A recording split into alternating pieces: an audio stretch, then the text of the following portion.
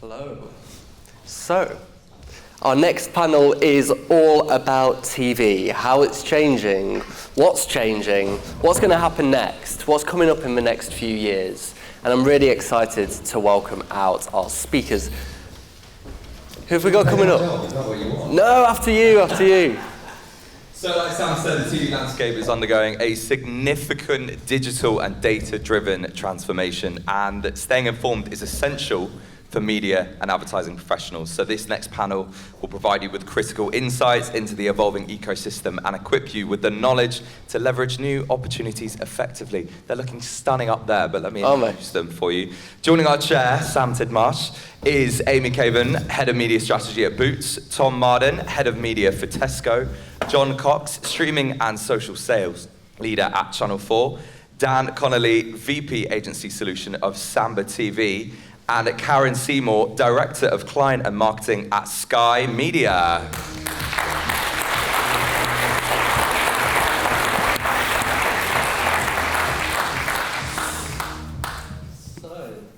Jordan, the AV landscape is changing. We know that viewership is shifting, it's becoming increasingly digital. We've seen all this fragmentation in the market and viewers are spoiled for choice. So where should brands spend their money? I'm going to ask you all a very quick question. You can use up to 3 words. What's the biggest shift we're seeing in AV? Karin? Collaboration and outcomes. Okay. Maybe an obvious one, but viewership fragmentation, I would say, persists.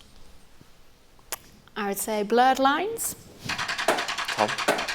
I think this is 4, but removing barriers to entry. Okay. John? I'd say streaming growth. So we're going to dive into all of this here. John, do you want to kick us off? Tell us more about what you're thinking, the changes you're seeing, what your clients are asking from you, and how it's impacting the AV landscape as a whole. Yeah, so I think from a Channel 4 perspective, what we've definitely seen is the growth of streaming. I've called that out. We've seen our streaming grow 22% this year, which is huge. And pleasingly, we've seen overall viewing of Channel 4 minutes grow year on year, which is, for us, really, really positive, because it's arguably never been a better time to watch TV as a consumer, as we talk fragmentation, but we're seeing consumers watching content on broadcasters, which is really, really positive for us. But linear is still very important to us. We're still seeing 2.5 hours on average viewing a day. We've seen the profitability research, how effective that is. But as a business, we know how important streaming is. So we're very much leaning into that. And we've got a strategy that we set out called Fast Forward, which is to be a genuinely digital business by 2030, digital first. And we think 50% of our revenue will come through digital by 2030. So, and is that on track? Yeah, we're on track to deliver that. We should be achieving at least 30% this year.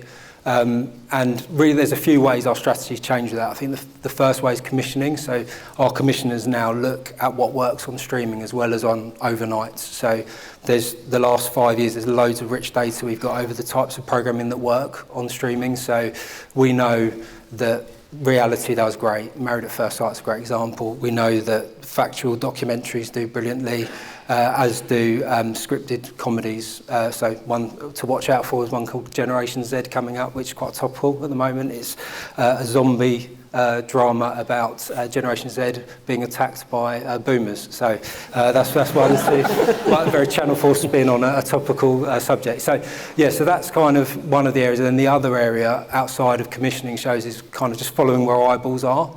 So we've now put a big catalogue of our full content onto YouTube, which has worked brilliantly for us. We've got, that's trebled in viewing year on year, so we think that will continue to grow as well.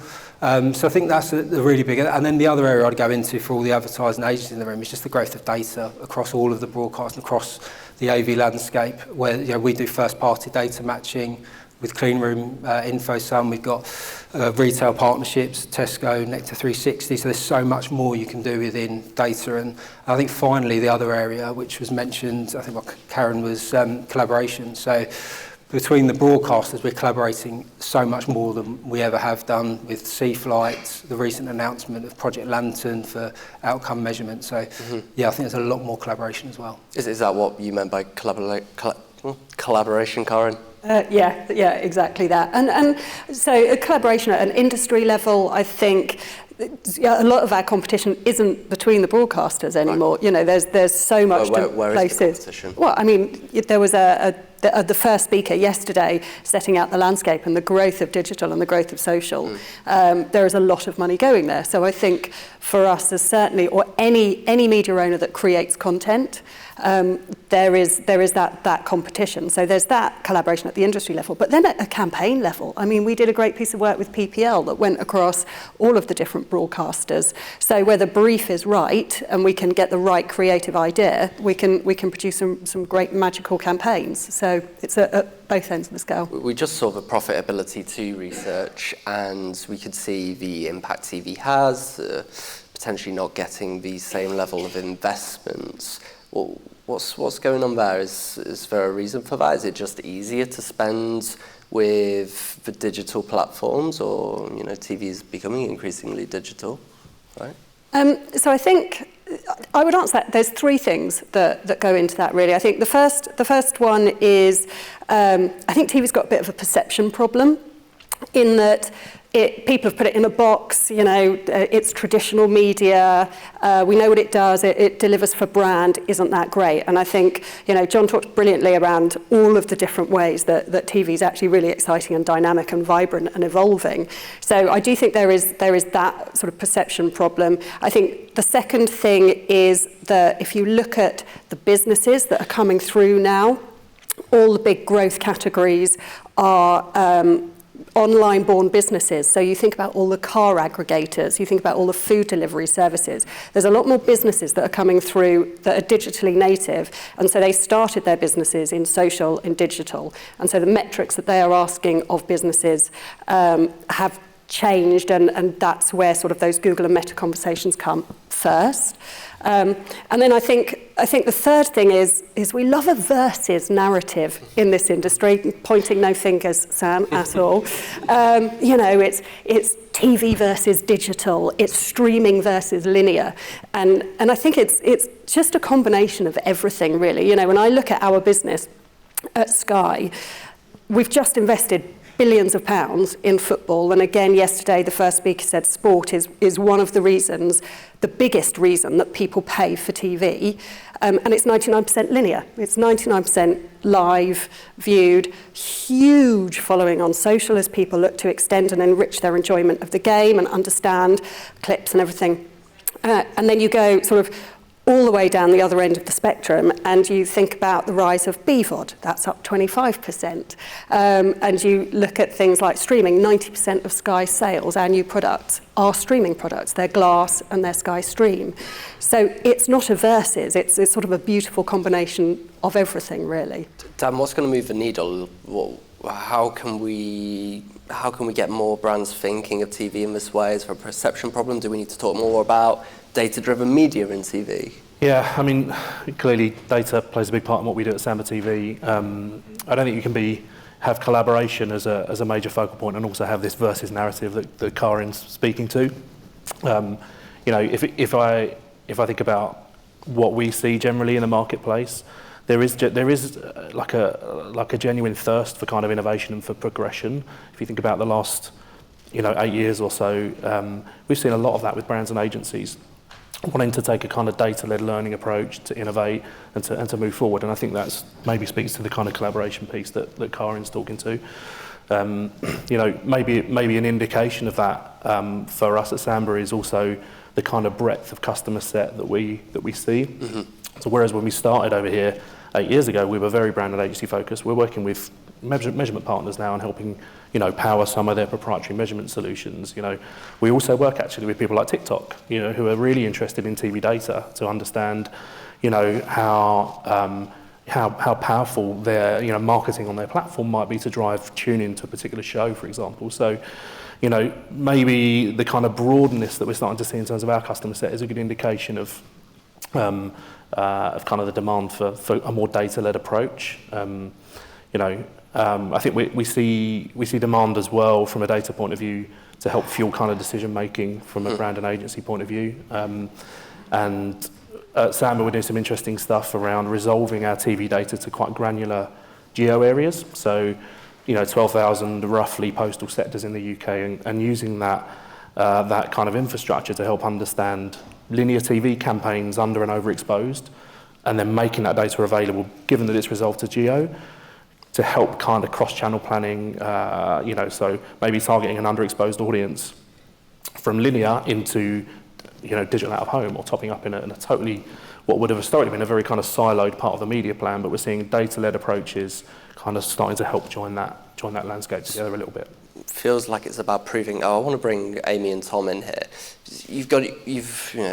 Brands on the whole have to prove the ROI so much more than maybe they would have had to before. You're under a huge amount of pressure from the CFO, but we're also, we're hearing from Sam Taylor from Direct Line yesterday. Actually, it's no longer just about working with the CFO. It's the chief data officer, the chief information security officer, compliance.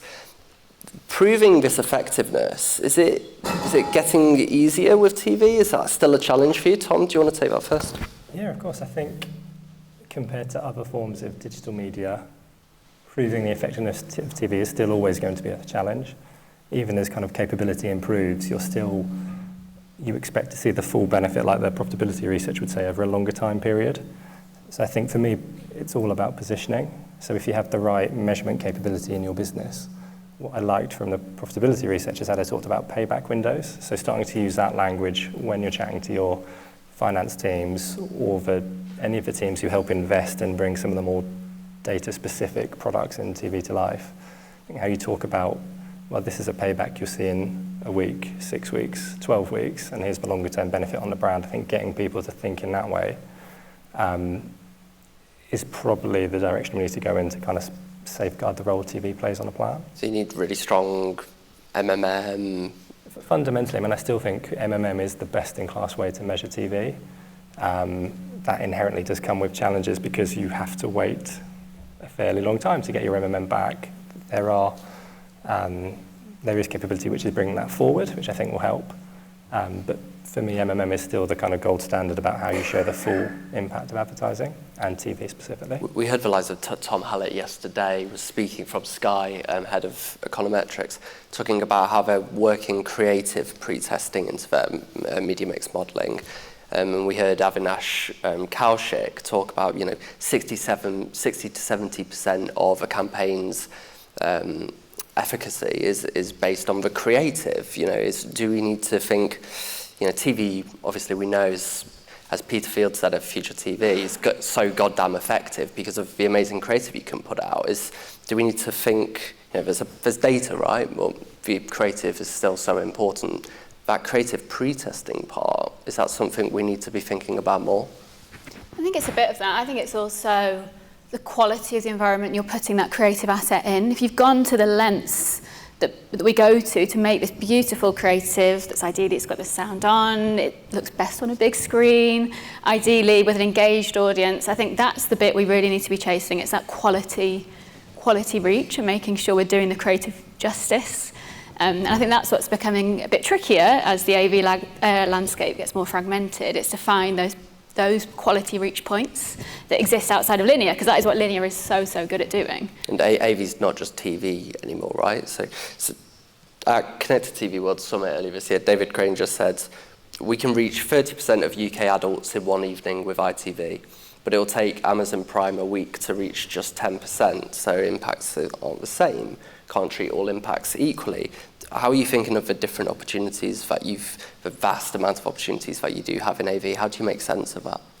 I definitely agree with that, impacts not being equal, partly because of the quality point I've just mentioned, but I think the time bit on it, I think what David was talking about is saying, Spot on ITV, you can deliver 30% reach in an evening, whereas something like Amazon Prime, it might take the full week to deliver that same level of reach. And I think time sensitivity is a tricky one. If you want to go out and launch a big campaign, as we tend to do very often at Boots, it's how do we get that reach in a fast amount of time to the right people? And I think it's quite exciting. It means you need to rely more on the wider media mix.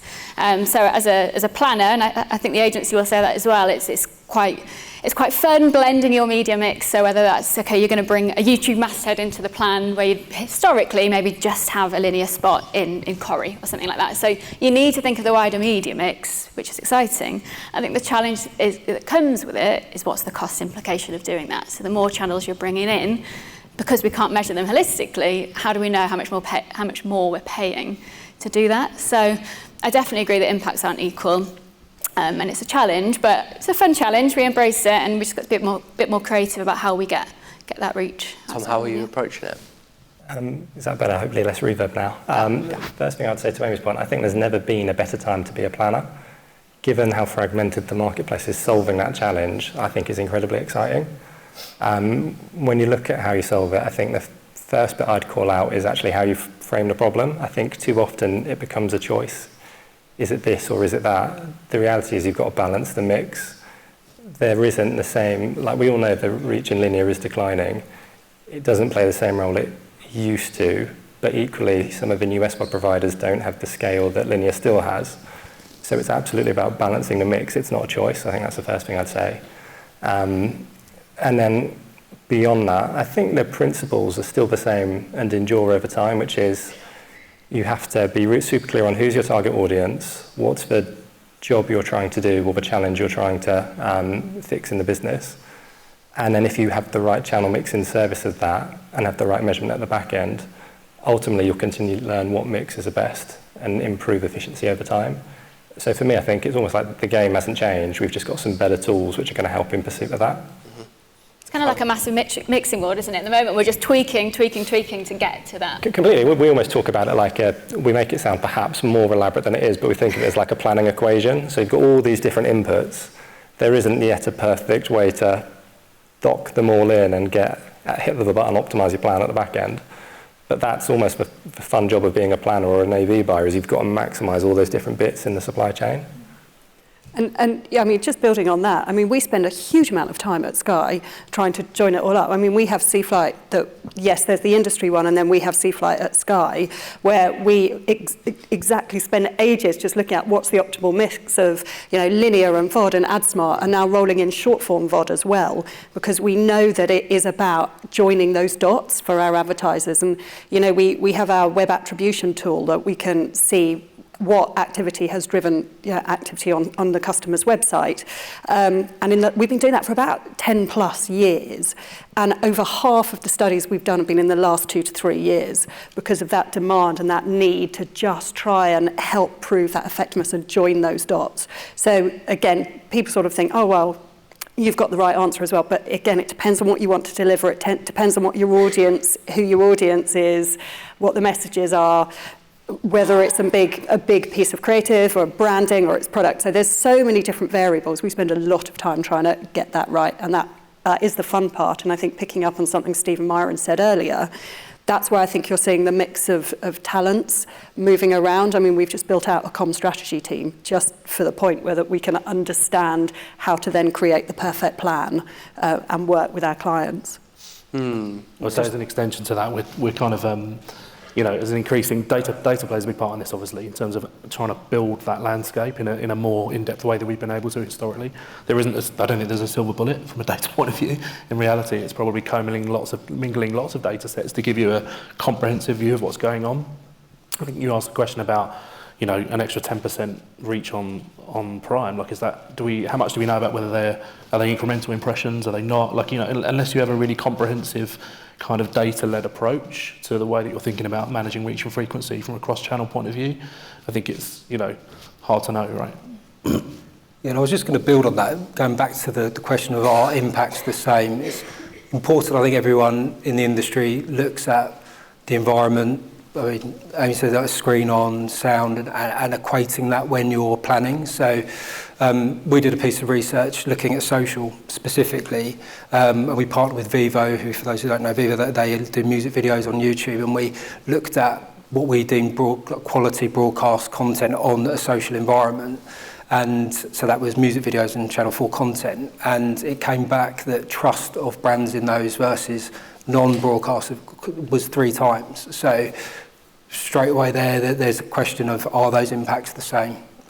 So when we're planning as an industry, I think we need to really factor in the environment that it's in, and is it watched with sound, full screen to completion, etc. So I think that's also something that has to be factored in. How important is environment? So, Tom and Amy, I'll come to you first. When you're thinking about opportunities to buy, say in Netflix or Amazon Prime, how different is that compared to ITV? Are you doing that purely for incremental reach? Are you doing that because it offers something different, whether that's zeitgeist around a certain theme or topic or show? What are you looking for? I would definitely say the incremental reach piece. I don't know how much we can prove it. It's maybe more of a hypothesis at the moment, especially with that younger audience. They are on Prime and Netflix. Okay, we'll give it a go. We'll try and speak to them there. I think there's way more headroom there to go. I just think it's still fairly in its infancy and needs to be proved out a bit more until we can start going bigger in that space, I'd say. So maybe unsurprisingly, I would agree. So I think it's about incremental reach first and foremost. The role different platforms play depends on audience. So I think about how we build a media plan for our rapid delivery whoosh proposition that's completely different, and the focus on perhaps some of the SVOD players and BVOD players is far greater there, plays a higher percentage of the mix versus when we do a broadcast value campaign. So I think that's always a lens we look at. It starts with reach, but the other point I thought I'd say is when you think about quality and the quality of context you kind of advertise around, I think sometimes there's a misconception that advertisers aren't thinking about that. Like, I would argue that it's probably after how you're going to drive reach, it's the second most important thing every single advertiser and media team considers in their plan is what's the value of the content I'm advertising around, what impact or what rub is that going to have on my message. So there's a risk that, as we do more data, more targeting, that we begin to forget about the environments in which we're advertising. If you're not careful, there is, because if you become too focused on audience at all costs, then there is a risk that you neglect the context in which you advertise, and we know context acts as a multiplier. So it becomes another little chunk in that ever-growing equation about how you build the best possible plan. Could you tell me a little bit more about the projects you've been working on with Lantern? So Lantern's really excited. It's a proof of concept at the moment, and it is basically trying to prove outcomes, but particularly those short-term outcomes that TV is not traditionally known for. So web visits, sales, again, brand uplift, but much more of those performance metrics. So proof of concept at the moment, a lot of work has been going on, and what we've done is we've taken a sample of Sky data from our 4 million panel, and a sample of UView data, and then we're working with a company called Method Protocol, who have years worth of data, I think sort of 18 months to 2 years worth of data around people's behaviours and purchases and activities that they've gone and done. And because we have second-by-second viewing, what we can do is we can go back and track and see what people have watched, what they've done, and then how it links to the outcomes. Please don't ask me to get any more technical than that, because I can't. But so this is our proof of concept. As you can imagine, where data's involved, there's a lot of legal hurdles to jump over. But now, at the moment, we are at that stage of progressing the project, but also talking to advertisers. We've got to make sure that if we're doing a project like this, that it's worthwhile and it's useful for our advertising partners. So that's another big piece of the work is coming and talking to people to make sure that it is what the advertisers actually want and need to demonstrate to the CFO. So going back to this idea of a perception problem, right? For TV, is TV is seen as a brand building medium, not a performance medium, but it's in brand building teams, performance teams needing to work a little bit closer together and realizing that, maybe there isn't an above the line, maybe there isn't a below the line, maybe it all does merge. How important is that becoming? Are you doing this because there is just such a demand there for TV to be a performance medium? Yes and no. I think going back to my point around there's a lot of digital-born businesses. They're asking us for a lot of those sort of digital metrics the platforms have been able to offer in the past. So I think there is that, yes, but I think we all know that TV does do more than just brand. We just haven't properly been able to demonstrate it. So now it's just about being able to demonstrate the breadth of what you can do. I think as the ecosystem has got more sophisticated from a broadcaster perspective. I mean, I spent 20 plus years in newspapers. I've only been at Sky for 2 years. And when I joined Sky, I went, I'm sorry, we can measure that. We can actually correlate that. I mean, I was absolutely blown away. And so we need to get better at being able to build that out as the media landscape fragments. And that's not a bad thing. It's just about understanding that people are viewing in a different way. How do we make sure that we can join it up? So yes, there is more demand for the performance side of things, but I think it's just proving what we always knew could happen.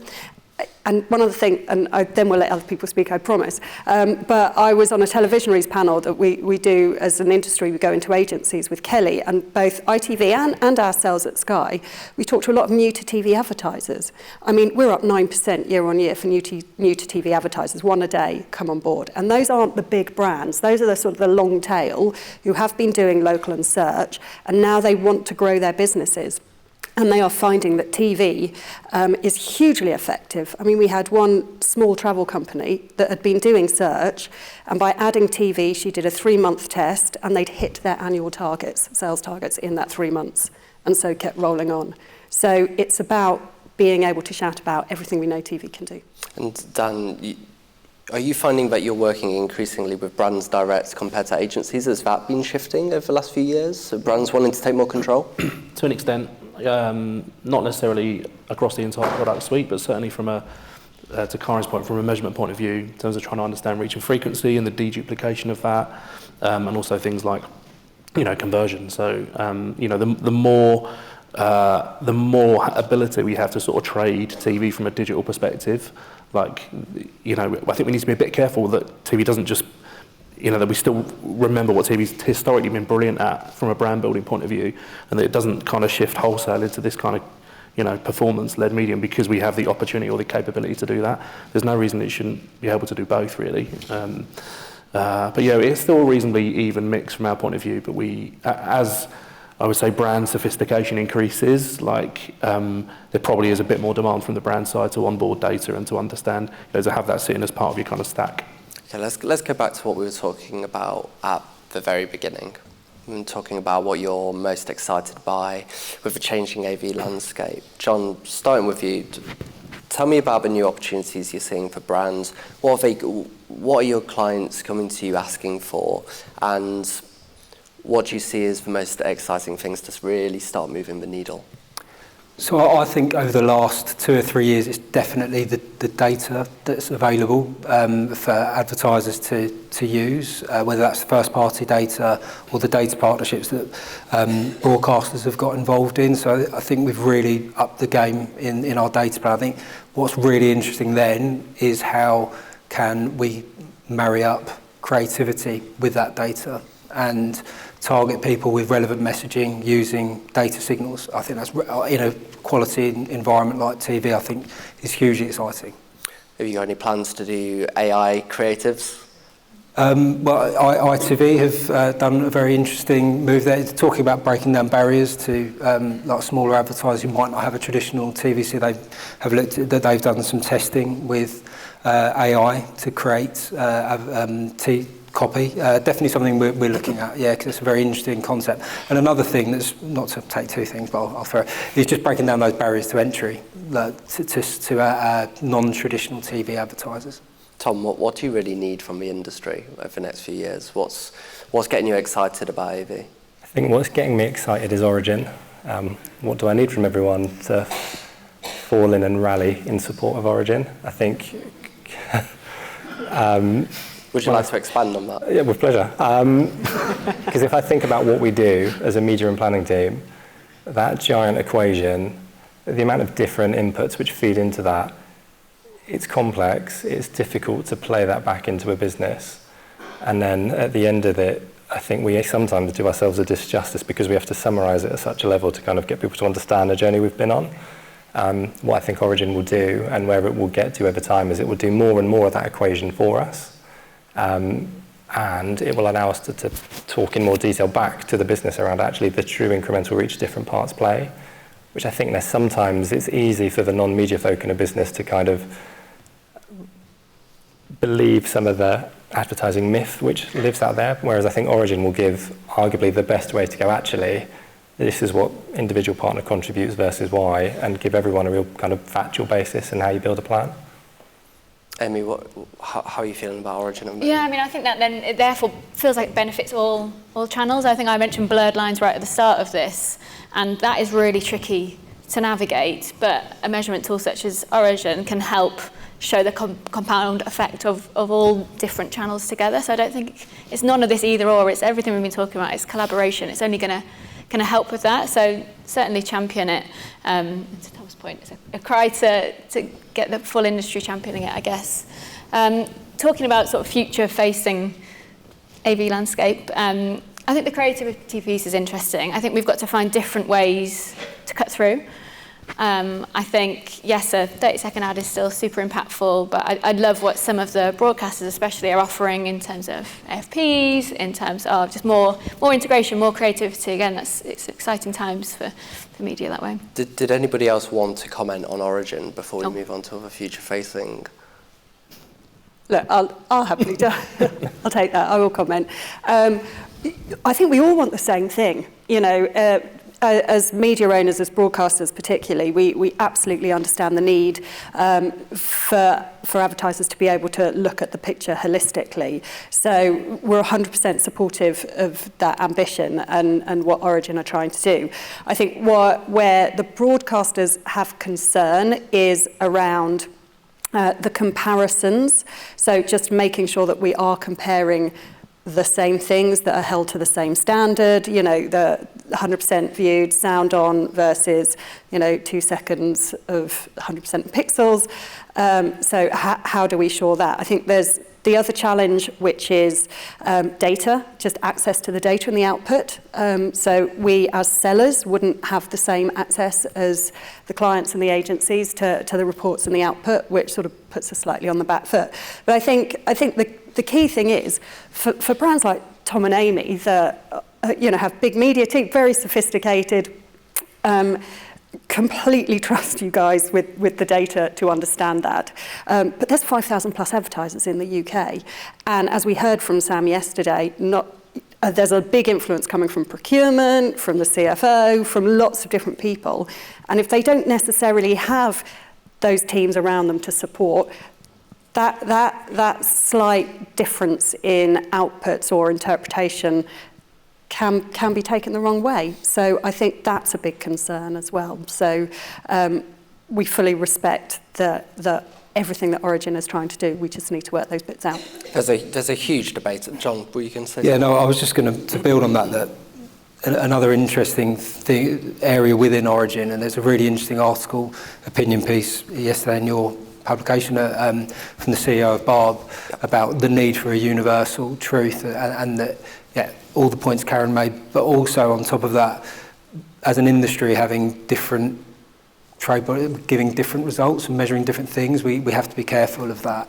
And where Barb has always been a universal truth within the broadcast space, we just need to be very careful that we don't have different kind of interpretations of data coming out and viewing. So, but you know, as Karin said, we're very much keen to make sure that there is the industry not trying to hold anything back. We just want to make sure everything is measured in a fair way. There's a huge debate going on at the moment around Origin and with Barb, and it's very much worth reading all of the brilliant work our reporter's been doing on the Media Leader, so that's a little bit of a plug from me. Do go read it, it's well worth your time. Last words, what are you most excited by? What, in terms of if you're thinking future gazing and you're not, maybe not allowed to say the word AI, what's the thing that's really exciting you like down the line? You've stolen my thunder there, Sam. Can I use artificial intelligence? There's slightly more. You can use machine learning. Right? We've talked about AI already, but we're doing some interesting things around understanding what's going on the screen at a much deeper level than we've historically been able to in using AI to do that. So I'm talking about things like, you know, brand positioning or kind of logo detection, emotion, kind of sentiment, those kind of things on the screen that actually, from a context point of view, I think will be super exciting in the future. So couple of things from me from a product perspective. Sky Voice is really exciting. You know, Gen Alpha are a generation who brought up with the Alexa, so voice control on our remote controls and what that opens up for advertisers. Because we have a big mobile business, number one, Sky Mobile in the UK. Now, as phones are everywhere, and we've got a camera on our Sky Glass, when people walk into the room, because they have their phones, we can connect it and we can actually identify the individual. Wow. And look how we can target those, which is incredibly exciting. And the other one is all the amazing content that's coming up. People are still investing loads in content.